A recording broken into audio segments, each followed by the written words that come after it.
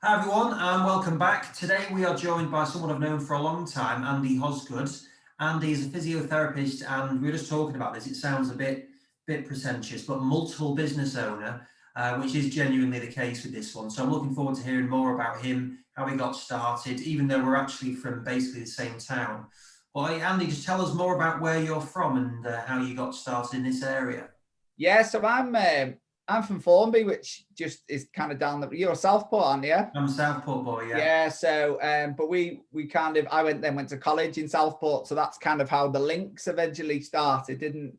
So that's my neck of the woods, and then Yeah, so you were in Formby then. So and then what made you? So you went to KGV, but like yeah, when you were moving to sixth form or to sixth form college, did you have an idea of what area you wanted to go into? I actually moved to KGV because I wanted to be a physio, and my school at the time didn't do the separate sciences. They'd only do the dual science award at A level. So I thought it'd be a good idea to do biology, chemistry, physics A levels, of which I could do at KGV. So it was so that's why I transitioned. So my school had a high school, but I went there with the intent to go and do. So I actually had the conscious decision to change into a college to go and actually do physio. Yeah. So was that were you at Range then? I was at Holy Family, Crosby. Family. Oh right, okay. Yeah. Yeah.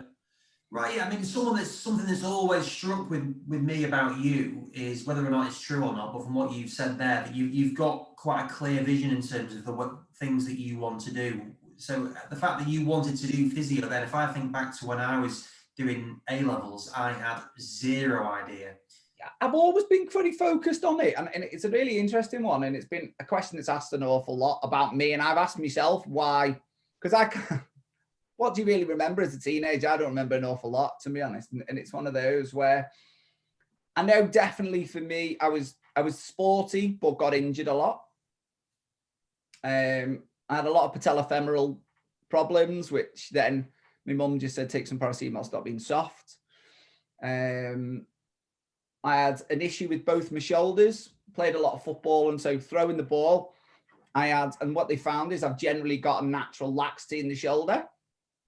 So again, it was just one of those, no one really could tell me what it was. I saw a physio once and they were, oh, it's growing pains.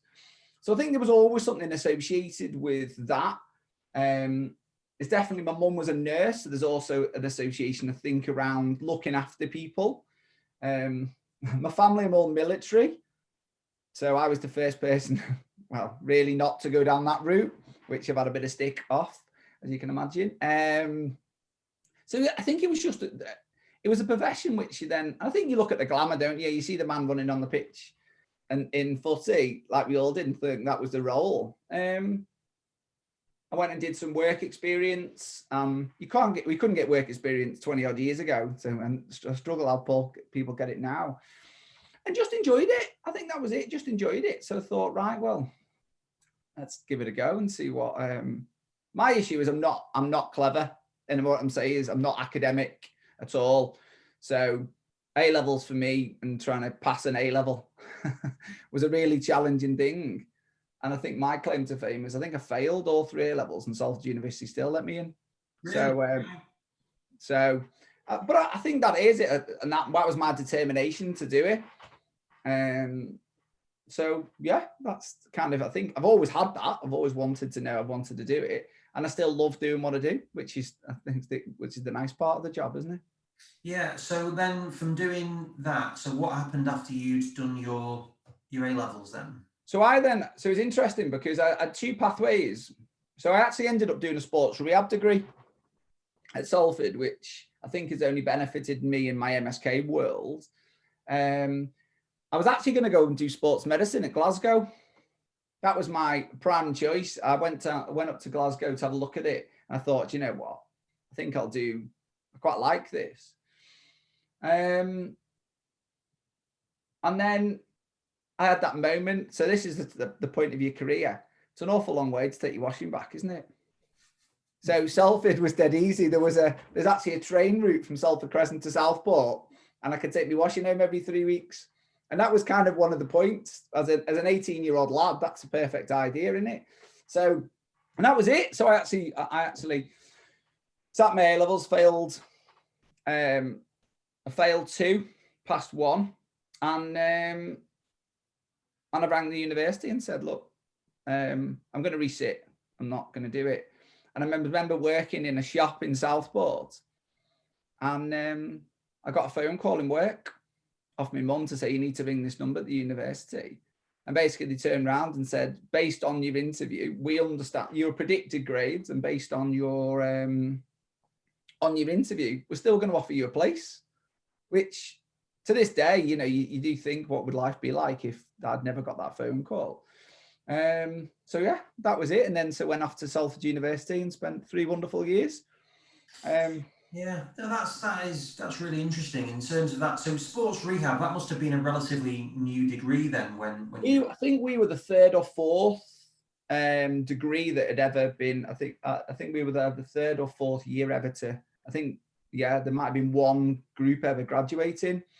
So it was all relatively new, but at the same time it was quite relatively exciting. So you know, and at 18 you embrace everything, don't you? You know, you don't really worry too much about what the world was like. You know, at 19 I met first day of university I met my business partner, who's been a business partner for nearly 20 years, and in our first year we knew we wanted to go and set our own business up. So nothing was ever going to stop us in our career of what we were going to do. We just learned the hard way to get there. So yeah, in terms of meeting him then, so how does that happen? And what, like, were you genuinely thinking, right, yeah, we're going to set up our own practice then? 100%. So there's a picture of which was in his house, the house that he as now owns, of us shaking hands when we were 19 years old, hadn't even finished our first year at university, slightly inebriated, that has actually made it out onto social media, this picture, of us shaking hands saying that one day we'll have our own business. So, you know, we were even from first year university, we were very kind of clear on the pathway we wanted to take. And it just grew from there, really. I think the 2 of us have always supported each other on that ambition. And I think we were very fortunate. The 2 of us had a very similar drive to be quite stubborn and not prepared to kind of lose. I think that's the best way to describe both of us. Are very competitive. So yeah, and it's all turned out good for us, luckily. So was that more based on like the friendship? This is someone I get on with, so I'd like to work with him, or was it I can see that they were going to add a significant amount, and him thinking the same about you as well? No, I don't think so. I don't think we even thought like that. I just thought it was a friendship thing, and we just thought this would be a good idea. And it just kind of, it just became that pattern, didn't it? We just talked about it all the time. It almost, everything that we did was talking about what we would do in our own practice. And it continued. And when we finished university, I happened to just be at a golf driving range. And again, it's instances in life, don't they, where you just think there's moments in life that change your career pathway and make your career pathway. And I just bought a new 3-wood. And my dad went, give us a go at that. And not only did he miss, he snapped the head off the new 3-wood, and the 3-wood went further than his ball. So my dad's off down the driving range trying to get the head off my 3-wood. And some woman who was there was saying, get off, who we got chatting to. And she owned a gym, which was in Formby. And we've just got chatting. And she was saying, my dad introduced me to her and we got chatting away. And she said, oh, I've got a gym here. There's a room free if you want to hire some space, which was next to Shorrocks Hill. If you remember walk to Pinewoods, Shorrocks Hill. For the listeners, that was a nightclub that I might have visited in our youth. And there was a gym there. So there was a room for free to rent. So I remember ringing Adam saying, I've got a room here to rent. And that was it. That literally was, we designed a logo, we designed a brochure, and we just set to work. But I think both of us very quickly realised that very new out the bat. We didn't really know a lot about business, and we didn't really know about what we were doing clinically. So we made a very conscious decision then to go and find a job, which led us to then going to working in almost competitive private practices. And then from there, but we always knew what we wanted to do and always get back together. And the ironic thing of this story was the companies that we went to work for and initially were one and they'd split. So we always joked, wouldn't it be funny if we took over both and combined?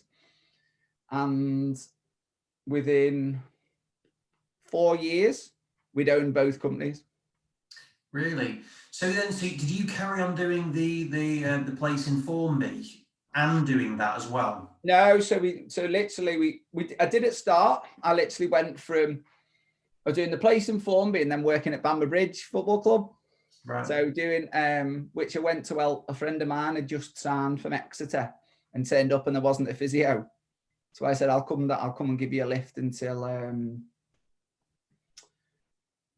you find somebody else.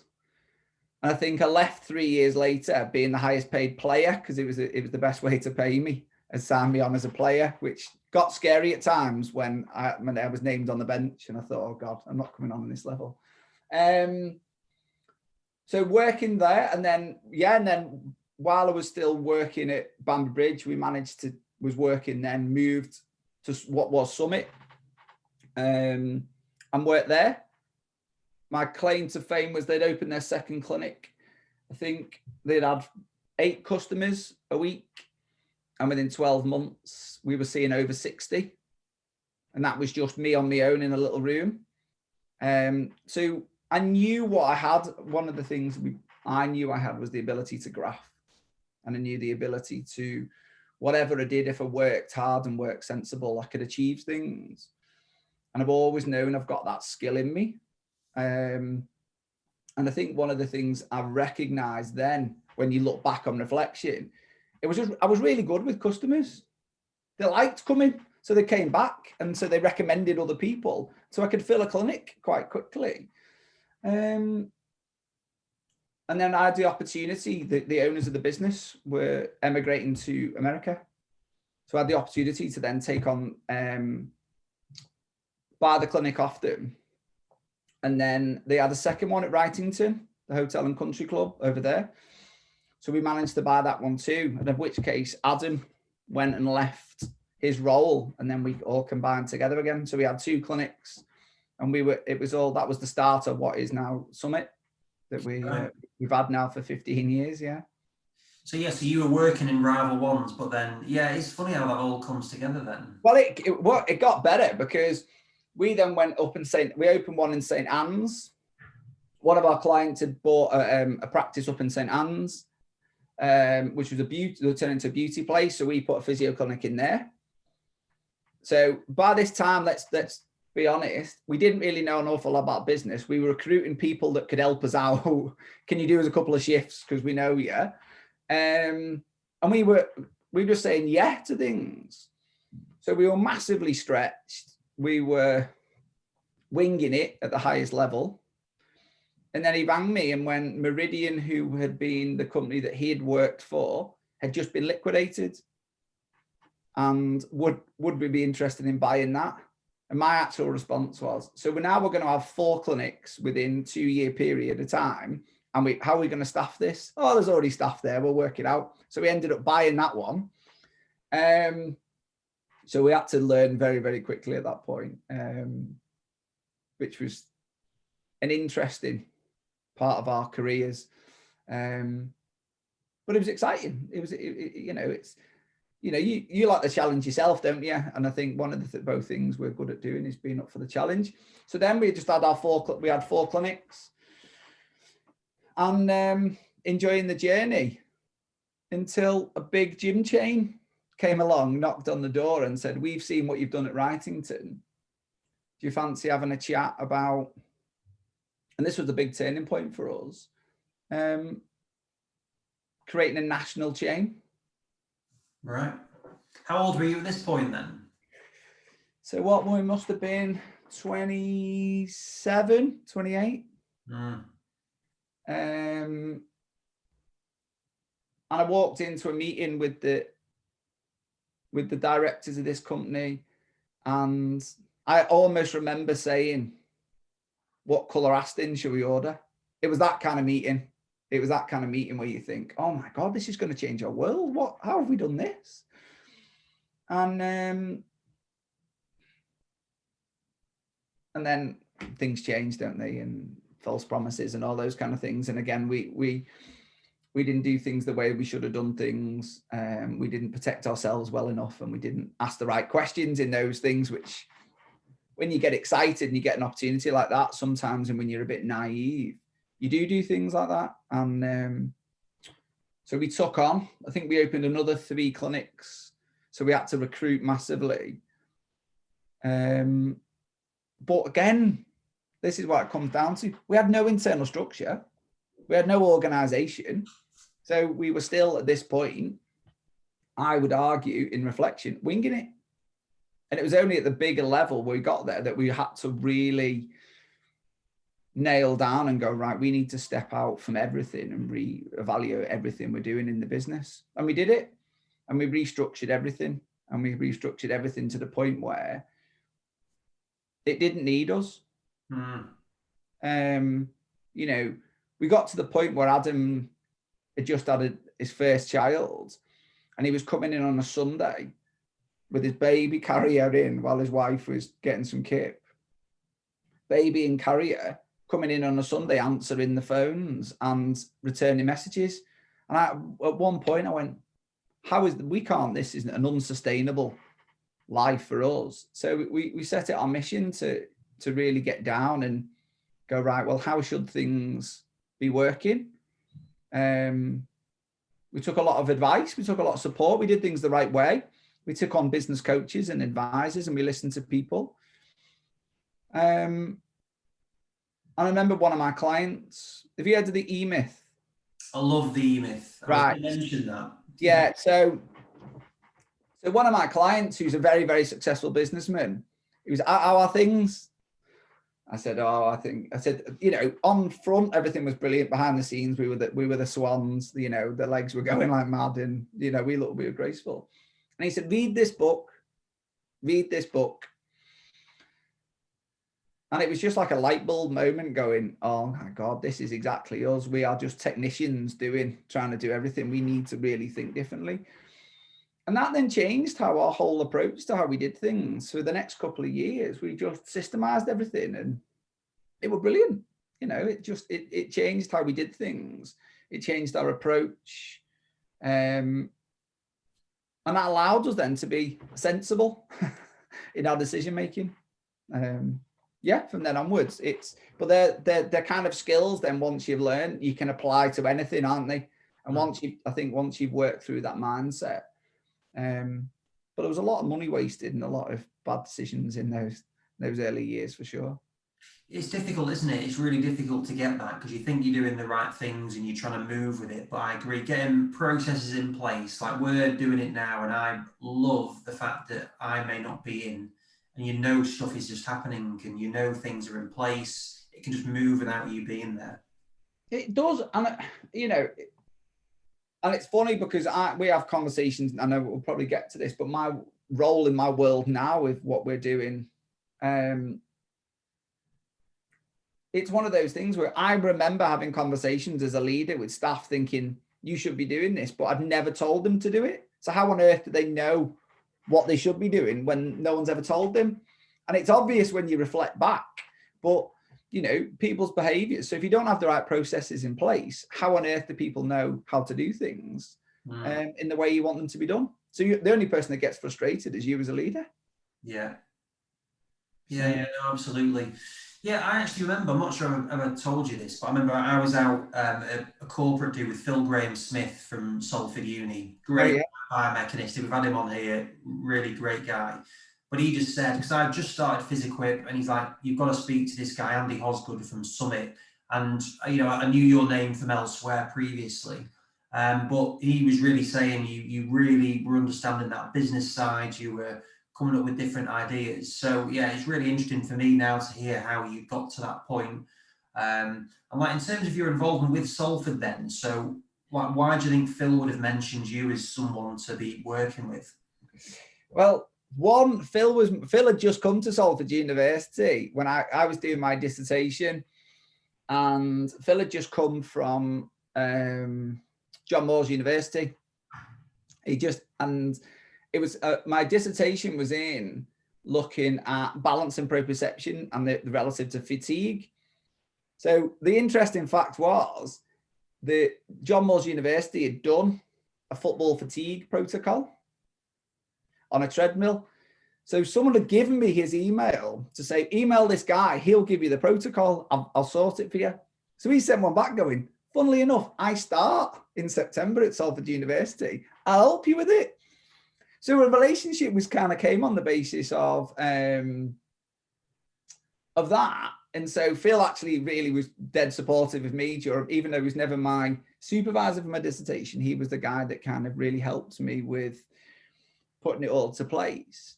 So much so that in a kind of way, he changed my world, because Phil invited me. So part of my other world is I do a lot of work with charity, and I've got to travel the world with stuff. And it was Phil that literally rang me up one day and went, I think I must have just been graduating. And do you know Julian at Salford, Julian Hatcher was there? Yeah. Julian was supposed to go with him on a charity trip to the Ukraine. And for whatever reason, Julian couldn't go. So he rang me and went, do you fancy coming to the Ukraine for 2 weeks? Yeah, I do. Right, you need to get to Salford University now with your passport. I went, all right. And I remember ringing my mum going, just to let you know, I'm just going to Salford Uni because I'm going to go to the Ukraine in 2 weeks. Okay. I had to go and send it off to get my visa. And spent, 2 weeks touring around the Ukraine with a charity football team. And it was just an eye-opening experience. So from there, we just stayed, we stayed in good contact. And I think for him, he'd obviously watched what we were doing over the years of growing. At one point, I think we employed more Salford undergrad straight out of university than any other clinic had ever done. So we were taking students on placement and recruiting them and keeping them in. We'd written a whole training program for new grads so that everyone did things the Summit way. And it was, so we were getting, and from there, I mean, proud to say that an awful lot of people that have come through our training are now working at a really high level of sport. So we were making, internally of Salford University, I think especially when they looked at me and Adam, who, he's a lot cleverer than me, but I was never the brightest one in the class. I think some were a bit shocked in the sense of what we had achieved, which is always quite nice, isn't it? But no, Phil was always a big supporter of everything that we were doing, and was always a really good person. And I think for him, he probably gave me the bit of confidence in my own ability to go out into the world, So yeah, he was a good influence on my life, Phil. Oh yeah, no good. Now he's out in Doha, isn't he? He's in Doha now. He's in Aspire. Yeah, Aspire. Yeah. No, he seems to be enjoying life over there. Yeah. Looking forward to the World Cup. But yeah, so in terms of that, so you're running Summit then, and then at what point do you start to look at the other ventures that you're involved in, of which I've kind of seen you work on them, and when double question as well. So, and also, how do you pick which ones that you do want to go and work in? Really good question. I had no intention. Let's put it. I had no intention of doing what I'm doing now. So where, like when you talked about before, my only goal was to have a physio clinic that I was proud of and that delivered the kind of treatment philosophy that we loved, and it was all exercise based, and it was something that we enjoyed to be creating somewhere which was great to work and we could have a laugh. And hopefully it still is that day, that customers enjoy coming, well, apart from when they have to pay the bill and they're in pain, being there. And people love working there. That was the whole aim of creating an environment like that. And And it all came about when I was just asked the question, would you give your opinion on, there was a physio education company were trying to put a product into private practice, and they were redoing their model. And I was just asked, would you come and give your opinion? So I says, yeah, I'll come and give my opinion, and I'll give you my 50p's worth on it. And I sat in the room and listened to the pitch that the consultancy company come in, and it was lovely.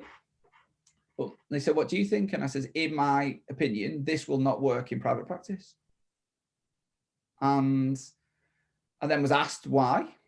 I explained everything that I knew about the private practice and everything that I'd learned around implementation of what a lot of therapists could do better within their own therapy businesses, and the assumptions they were making around, me and you talk an awful lot about return on investment. Unfortunately, a lot of therapists don't really understand that as the best they could do. So I was explaining to them why they needed to make this more of a clear model, which then led me to doing some consultancy for them, which then opened up a whole different world for me, because I then recognized I actually had some value to add. And one of the skills that I really like helping people, and I really like helping people achieve, and I like people become successful. I think that's why I like being a physio, on the basis that I could watch people get better. And then as a leader, you watched your team get better. And then I think, so for me, when being a part of something that had quite an ambitious goal to help them achieve something, it fitted into that internal philosophy of what I was about. So that's kind of how I started to transition into what we did. And then from there, it was just a bit of a light bulb moment to say, look, could we do something? Could I put something together to help people where I was 10 years ago, 15 years ago, to do things better than where I was? Because I seem to have an awful lot of stories about, oh, don't do that. Don't do that. And people going, all right, why? Because this might happen, and this might happen, this might happen. Or if you're going to do that, make sure you do this and this and this. All right, good idea. Thanks very much. So I ended up spending most of the 3 years working for them, just sharing my experiences of what I did, or what I would do in that situation, or what I would avoid, or if I was going to do stuff, make sure you do this, this, and this. And so therefore, that's what I decided to say, look, why don't we put something together that can help people, make people have a better therapy business, share those experiences, but not be one of those people whereby I know it all. Why can't I be a facilitator and bring together people who are brilliant at their world, bring them together so they understand our industry, and so that you're not getting people who are giving advice that works very well in an industrial environment or a manufacturing environment, of which coaches I'd used before. They were brilliant, they understand in manufacturing, but the world of therapy they were unfamiliar with. So therefore, you spend most of your time explaining it. So if I could bring in people that understood our industry, they could give really good advice to therapists that needed it, then what I've then got is a brilliant service where, therapists aren't wasting their time, effort, and energy asking somebody. They're going to get really good advice and really good support from people that understand it. And that was kind of that was the vision, really. And with that, we just sat down with, again, like most of the conversations, they sit over coffee or a beer, depending what time of the day it is or where we are. And I sat down with Phil, who I'd done a lot of neuro-linguistic programming, so NLP. We've done a lot of training together over the years. And I said, look, we need to find something to help support stuff. Phil's was at the time of his career, he was looking to kind of move out of the big corporate world. He spent a lot of the time as a leadership coach and working with big organizations, and said, well, look, I want to get more into small and micro businesses. And I said, that's our industry. So he had a passion for it. I had a passion for trying to bring in a team of people who knew the industry, but also could add really good value. And the idea grew from there, really. So it was a very much of a, and I always try and find where we can add value. That's the massive thing for me. And, you know, if I don't think that we can add value or can be helpful or can help change people's, make things better, or we're not the best solution, then I won't get involved in it. Because, you know, we've all been on the returning end of somebody or something or somewhere there's been a false promise. And for me, that's something I would never get behind up, because I don't like being on the receiving end of that. So, you know, for me, I'd only back anything where it can add value. And that's something I'm really, really passionate about. And also that I can be a part of something that's going to help people become successful or can increase their own success. So did you meet Phil then when you were doing your NLP course? Yeah, so we both enrolled on our foundation diploma, which seems a long time ago, nearly 10 years ago now. We met each other, and we just seem to be partnered up a lot. So again, you know, there's a commonality, isn't it, that you just get on with somebody and you think, and then the next course you went on, he was there, so we spent longer together.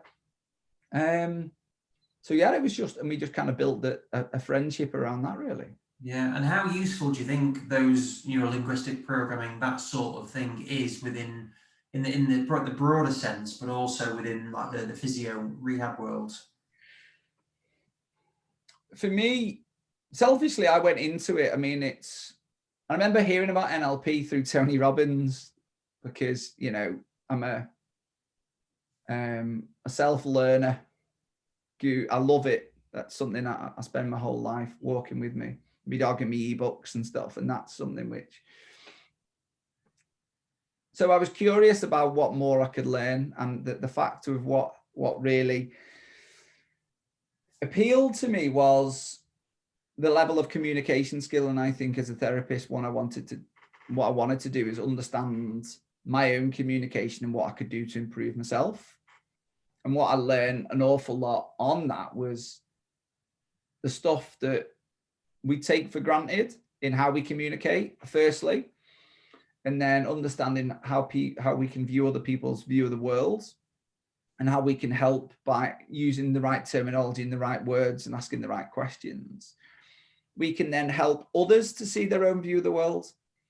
So what was really interesting after doing that is that, so I went in purely selfishly, in the sense of what can I learn more about me and how can I improve myself? And over the time of then becoming a practitioner and then a trainer, you then learn, well, actually the skills which I can then implement and teach my customers, my clients, my patients into how they can cope with some situations. So I still think it's a really massive part of what we do.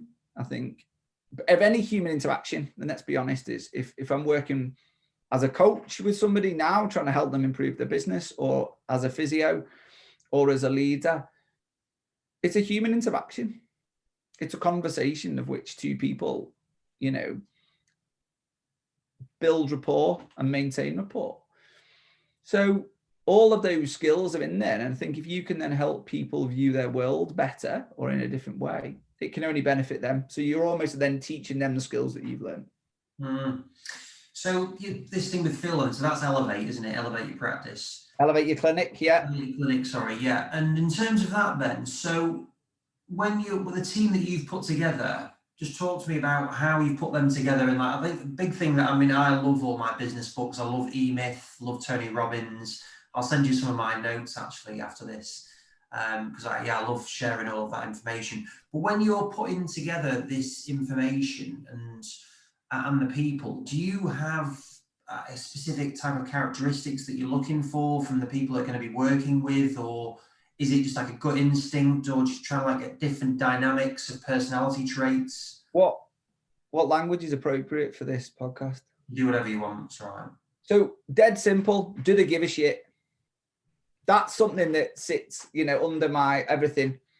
Do they really, you know, what are they in it for? Are they in it to really make a difference and help somebody? And that's, you know, when I listen to people talk, it's if people are on a mission to make a difference and add value, then for me that sits very much in our vision. And, you know, me and Phil spent a lot of time working on the values of the business and the mission of the business. And that was something, because that's what he does. That's what he did. So, you know, for him, when we decided to join up and set up Elevate Your Clinic and make it as a proper joint venture, then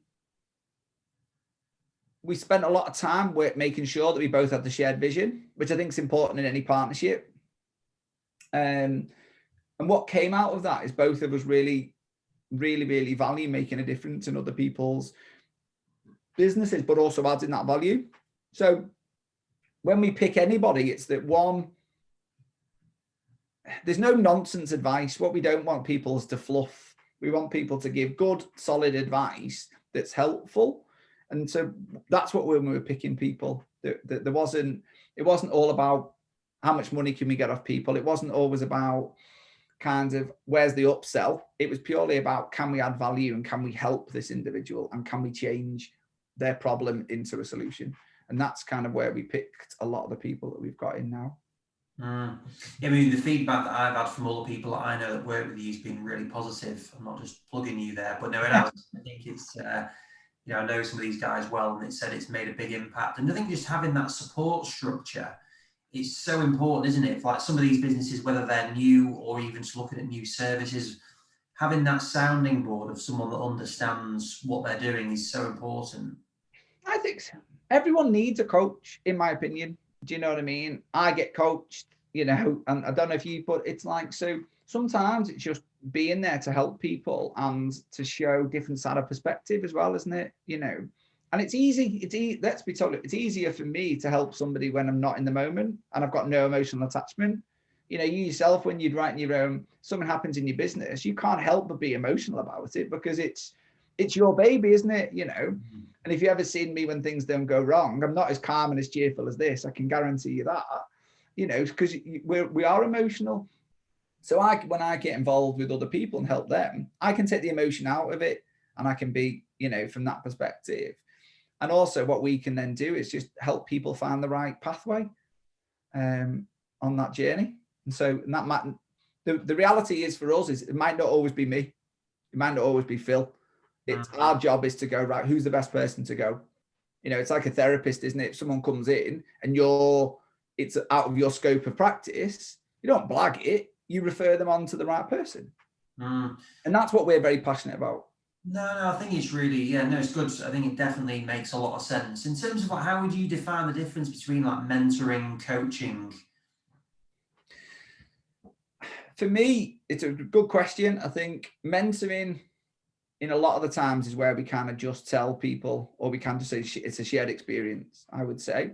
Whereas coaching is helping people actually change and make the difference in what they're trying to do. So we're helping them find the right answer. And I think that's the big difference. And I think there's, you know, and this is one of the things that Phil's definitely brought to it because he's a fantastic coach. And that's, you know, from working alongside him, you know, for me with the experience of the industry for the last 20 years, but him with experience in coaching, you know, that's where I think most people get their total value. Because a coach, he can ask one question that can make someone shut up for 5-10 minutes and then go, I've got it. And that's all it needs to be having, you know. And so I think for me, you know, that ability to help people find their own answers and their own solutions internally of them is what a really good coach can do. So do you think you've always had this kind of drive to do new things? Like you say, you achieved what you wanted to. You had a good clinical practice with multiple sites, getting good people in, setting up the processes. Are you always looking for what you can be doing next, or do new visions come that you want to work on? Yeah, I wouldn't say after that first idea of when we were 19, let's set a physio practice up, wouldn't this be a good idea? There's nothing, I wouldn't say now. We're always looking for the next thing because I'm always looking to say, well, what problem needs to be solved and can we add value to that? And we've got something in the pipeline, which is we've put on hold for the minute because we've just launched our academy is a great example of where we saw a gap, you know. having one-to-one coaching, not everyone can afford. It's one-to-one time with me and Phil, so it can be expensive and not everybody wants that. So we wanted to find a way where we could help as many people as possible, which is a part of our mission, but try and make it affordable and cost effective. And that's why we've, in June, the 11th of June, we launch our business academy, where we've found a really cost effective solution. So all the stuff that we would coach the people and tell people and, all the advice that we give, we've just recorded it all. And we've got we've got employment lawyers in there. We've got health and safety consultants in there. We've got marketing people in there. We've got wellness coaches in there, all people who are information in there, whereby instead of having to search all over the place, I think we're even convincing yourself, hopefully, to come and do some stuff in there, aren't we? Now it's on the podcast, you have to do it, right? But again, it's where do you find? But so what the goal is, instead of if everyone's struggling for time, which in the therapy world everyone is, if they're a business owner, they're all trying to see clients and trying to do this and that. If we can find the best place to put all the things, to put the best people in who sit in the same values as what we do, and have people in there educating it and having the information you need to run a good practice, then for me, that really helps support a lot of the therapy businesses out there who are looking for help and support, but maybe not like reading, like me and you love to read, and not everyone's into that. Or even that way is if you can get somebody who's an expert to actually listen to, half an hour video on a training. So they're all in training videos of how to improve in certain areas. And that's the big key thing. So we're always looking where the problems are, and then seeing if something that we can do to add value to a solution. Yeah, it definitely makes sense. And I think that we've talked about this previously as well, but that the change in the dynamic of not having to be in person. Like, for example, we've got someone who wants a meeting with us, half an hour meeting in London. Previously, you would do it, it's a big client, but now it's just like, there's no point in doing that now. The cost of traveling, all of that now is like, what can we deliver remotely? And I think yours is a great way of being able to offer that. And naturally, that needs to be added on to the cost of whatever you're selling if you're doing that, because you've got to pay for a trip, 2 people to go to London, for example, or for you doing one-on-one mentorship is expensive. So I think it's a really good way of being able to bring that into a different option for people. Still, people may want that. Yeah, but also, the old school way of, we used to run weekend workshops, and it was always hard to get people, with kids or whatever else, that, that's the time where people wanted to. So now, what we've tried to do with all of our sessions is keep them to like half an hour. So where you could, where we could have people who, let's say you've got a half an hour slot, instead of, you could be watching something education wise, you could do half an hour in the morning while you're having your toast and your cup of tea. So the idea is that it's flexible in learning as well. And that's the key thing for us. You don't have to be giving up massive a lot of time or travel loads of places. So yeah, we're doing our best to try and help as much as we can. Yeah, no, absolutely. And in terms of that then, so not just with the practices that you work with, but how have you seen the industry over the last year or so? Like, how has it changed? I don't think we're really going to see the true impact until next year, if I'm totally honest. I think because, sports therapists, the sports therapy industry, that's really only just opened back up, hasn't it? Sports massage therapists have only just really opened back up. See, for me, I'm still seeing, I see the positive sides of everything, and I'm still seeing physio practice growing and expanding. I'm still seeing them opening up. So, currently at the moment in time, most of our clinics, if not all of them, are at maximum numbers that they've seen. We've had some hit their best numbers they've ever had in the whole company's history. So the work's there, the demand's there currently. How that continues, only time will tell in the public. I think for some, I think it's been a really challenging and hard time. And I definitely have been familiar with quite a few clinic owners that, they probably found that there was enough and they've either closed down, which I think is really, really sad. So I think there's been a lot of mix and match in the industry across it. I think some have, you know, found it harder than others. I think some have who maybe weren't set up for it. You know, we were very fortunate. We've always been, you know, we've got several different ventures, like you say, so we've always had the funds to be able to afford, if, you know, if we couldn't furlough or we had to pay rent, we could afford it to do so for even the time period. Not everybody was in that situation. The positive thing is I also see that a lot of people are looking at their businesses and going, right, okay, how do we protect this and how do we do things better? So if we can take a positive from what has been a very challenging time, I would definitely say the positive is the majority of people I've spoken to have reflected on their own businesses and think, right, how can we do things differently or how can we do things better, which will only help and improve them in the future anyway. Mm. And what would your advice be for those people that you're not necessarily engaging with now in terms of practices? Like, what's just kind of a general thing that you would say to any clinics in terms of how they can improve things or so on? Read the EMyth. Read the EMyth, yeah. Read the EMyth. Yeah, that would be, I would make sure that you spend at least time once a month reflecting on your business. So even if you just said that once, half a day every month, you took time to just stop, breathe and think about what's gone well and what needs to improve. Even if that's it, you just have a whiteboard and go, right, in the last week, or in the last month, what has gone really well and what hasn't gone well that we need to make differences, and then just write a plan. And it could just be, what's the top 3 things we're going to do better? You know, I would say that what a lot of people don't do is take enough time to self-reflect on their business. They might self-reflect about a customer, or I should have done better with the back, I could have done this and could have done this. And they're dead good at that because that's our ingrained therapy way of thinking of it.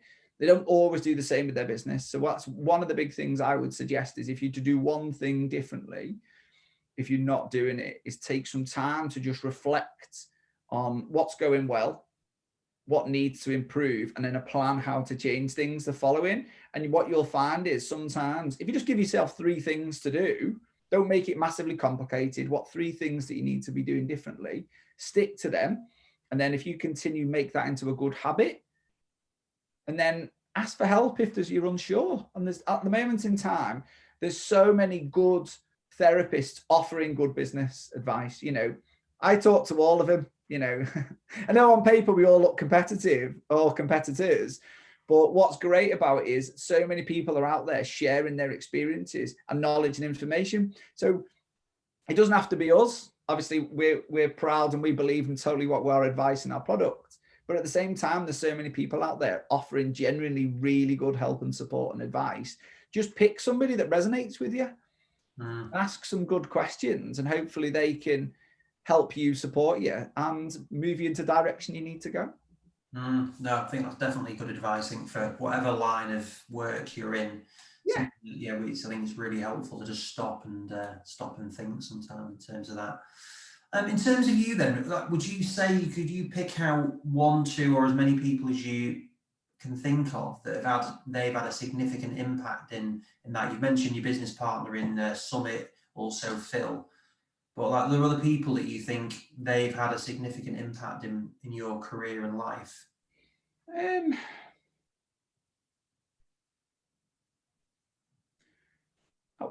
probably are. Put on the spot like this, it's a really good question. So people listening are probably going to upset and offend quite a few people. I'm certainly I've got some of my clients who are incredibly very good at business and very effective in business have definitely impacted on me because they've always been there to ask questions and challenge, you know, and to allow you to kind of, and they'll challenge you. And I think having people that you feel comfortable challenge you is always good. You know, what I've learned from probably is mostly and mainly is that I never want to be in a situation where I'm not knowledgeable of a subject. So let's pick marketing. I've sat in rooms and I've gone, a marketing consultant baffled me with a load of really good terminology and cool stuff about SEO and all that malarkey.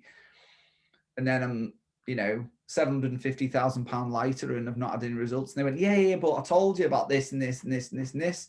So I've actually my experiences have learned from, I'll never be put in that situation again, which has driven me to then wanting to know more knowledge, so that when I go into a situation, I feel confident that I understand, so I can ask better questions and more relevant questions. We have to name Phil again, because he definitely gave me the inspiration. Julian said I wouldn't achieve anything, so if he's listening, brilliant. I think I've done all right.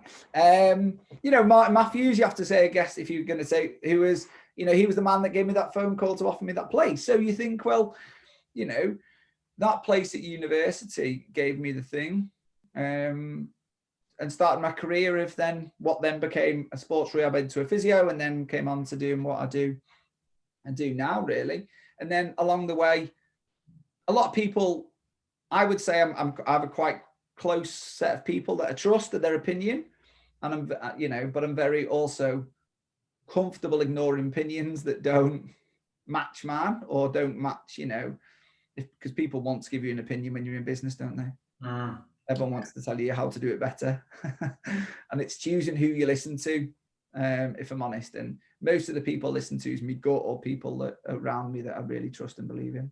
Yeah, no, that's definitely good. Interesting. Martin Matthews at Salford, but his cousin worked at the Northern as one of the PTs, which was kind of like a big coincidence. But that's brought me back to, so I would see you at the Northern Tennis Club quite a lot, and you were doing some work with the S&C coach involved with the LTA. But how did you find working with that? Because you're based at a tennis centre in Bolton as well. How did you find working with some of those athletes from the world of tennis?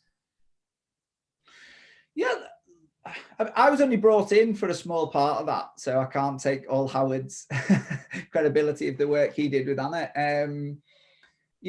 My job was to just come in and kind of just do some movement screening and just give him to help with them. The people, again, it's just another person have a conversation about how people move. So, when I've been very fortunate to have like a lot of probably people on on this podcast that we work with, some quite famous people, and at the end of the day, it's just two people having a conversation around what's wrong with them and how to do. And I don't get starstruck. I don't, I'm not bothered if your dad come in with his sore knee, or my mum comes with a sore back, or, it happens to be a former world #1 tennis player. It doesn't matter, and generally it comes down to the fact of, what can I do to help, and can I give an opinion, and that this is my opinion. In my opinion, I would do this in this situation. And then people have got the choice if they want to follow it or not. Fortunately for me, they like to follow it, and a lot of times, which is always good, isn't it? But no, I don't. And I quite like working with people, and especially people, in that incident that you gave when we were there. Again, me and Howard have worked a long time with what we set up with the LTA Academy. So we understand how we both view each other in the world, and we both see things in a very similar way. So, at the end of the day, us working together gave a stronger opinion for the athlete. And fundamentally, that's all that matters. It's not about us two. It was all about getting the athlete back to where they wanted to be. And together we felt we were stronger. And that's what it's about. Yeah, no, good. Yeah, makes sense. That's it. And I think genuinely, just to finish up here, I think if anyone is interested in this, and I don't normally plug people, but I would genuinely recommend Andy. I think you can tell from the way that you speak how passionate you are. It's not really driven by the financial aspect of it. I mean, I know that anyway, but it really does come across that you're driven by improving things and helping people, not only the patient, but also the clinicians who are working there. So I would definitely recommend at least having a conversation with you. So if someone was looking to work with you or to go on your platform, are you happy for people to get in touch and just ask you some questions to start with? Yeah, certainly. So the easiest way to probably is if you go to the website, so www.elevateyourclinic.com, you'll see there's contact us, and my email address is dead simple. It's andy@elevateyourclinic.com. So if you fancy a virtual coffee, which we're getting really good at now, and we don't have to travel loads, then you're more than welcome to reach out anytime, and we'll set one up.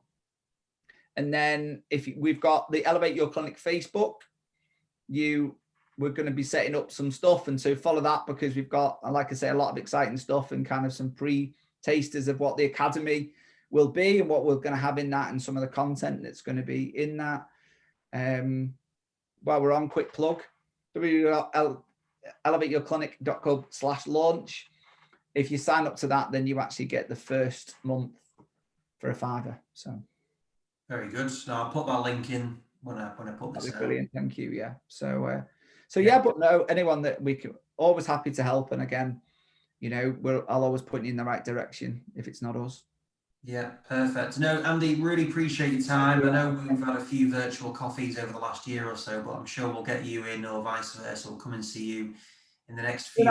With all due respect, we're not having a virtual coffee, but I'm coming to Manchester and having a beer, right? No, exactly. Yeah, well, it's very exciting, isn't it? Now, next month, all back to normal. So, yeah, 100% will be. yeah. Yeah, The weather's good today, so if we can get another one like this, then maybe even before the kick-off in late June. But no, Andy, really appreciate that. I mean, again, it's really interesting for me because we've known each other for a long time now, but just find out some of that of your background and how you got into it. I find it really, really interesting. I love the business aspect of everything. So I've been looking forward to having that chat with you, and it's been great hearing about your philosophies and what your passions are. But yeah, thank you very much for your time, and I will look forward to seeing you very soon. Cheers, Anne. Thanks very much. Thanks for having me. Thank you. Cheers.